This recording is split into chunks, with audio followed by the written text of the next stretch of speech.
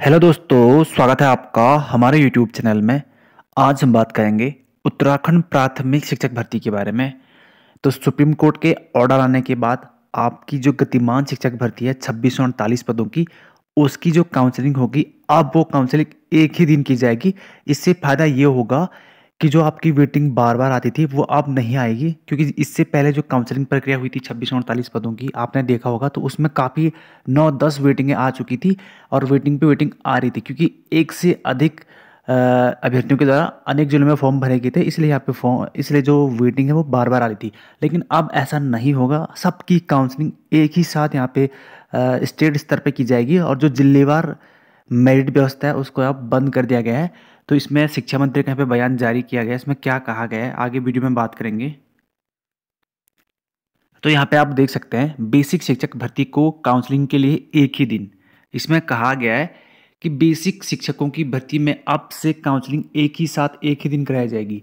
हर जिले में अलग अलग दिन काउंसलिंग करने की व्यवस्था को सरकार बंद करने जा रही है। इसका फायदा यह होगा कि एक ही दिन पूरे प्रदेश में नियुक्तियां और रिक्त पदों का स्पष्ट जानकारी मिल जाएगी।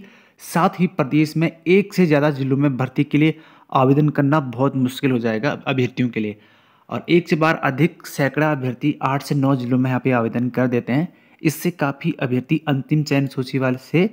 अंतिम चयन वाली जो सूची होती है, हर जिले से इतर उतर चयन हो जाता है और संबंधित पद ब्लॉक हो जाता है। शिक्षा मंत्री धन सिंह रावत ने बताया है कि बेसिक शिक्षक भर्ती को लेकर सुप्रीम कोर्ट का स्पष्ट आदेश आ चुका है।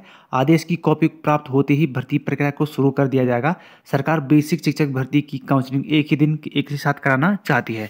तो ये आपने देख लिया होगा कि जो 2648 पदों की गतिमान शिक्षक भर्ती है, जिसका सुप्रीम कोर्ट में केस चला हुआ था, बीएड वर्सेस एनआईओएस डीएलएड। तो सुप्रीम कोर्ट ने एनआईओएस डीएलएड को, यानी कि उनका जो 18 महीने का जो कोर्स है, उनको इनवैलिड माना था यहाँ पे प्राइमरी शिक्षक के लिए। अब वो इस भर्ती से बाहर हो चुके हैं। इसमें लगभग 850 पदों पर वेटिंग आनी है और ये जो वेटिंग है इसमें बीएड अभ्यर्थियों की नियुक्तियां होनी है, क्योंकि जो पहले काउंसलिंग चली हुई थी उसमें भी कई बीएड अभ्यर्थी नियुक्ति ले चुके थे। जो अब बीएड अभ्यर्थी बचे हुए हैं, जिन्होंने इन भर्ती में फॉर्म भरा था, उनके चांसेस बहुत ज़्यादा बढ़ जाते हैं भर्ती के लिए। तो सरकार के द्वारा कहा जा रहा है कि जब जैसे ही सुप्रीम कोर्ट की ऑर्डर की कॉपी हमें मिलती है, हम भर्ती को शुरू कर देंगे।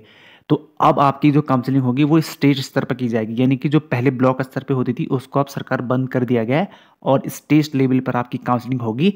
इससे फायदा ये होगा कि रिक्त जो पद बचेंगे उनकी जानकारी स्पष्ट मिल जाएगी और भर्ती प्रक्रिया जल्द ही समाप्त की जाएगी, क्योंकि इससे पहले जो गतिमान शिक्षक भर्ती चल रही है 2648 पदों की, उस भर्ती में लगभग 12 से 13 महीने लग चुके थे, जिस पे वेटिंग निकल रही थी। अब ऐसा नहीं होगा, एक ही दिन सबकी काउंसलिंग कराई जाएगी। तो जैसे भी भर्ती में कोई अपडेट आता है या पीआरटी भर्ती की वेटिंग प्रक्रिया से कोई भी अपडेट आता है, आपको चैनल के माध्यम से बता दिया जाएगा।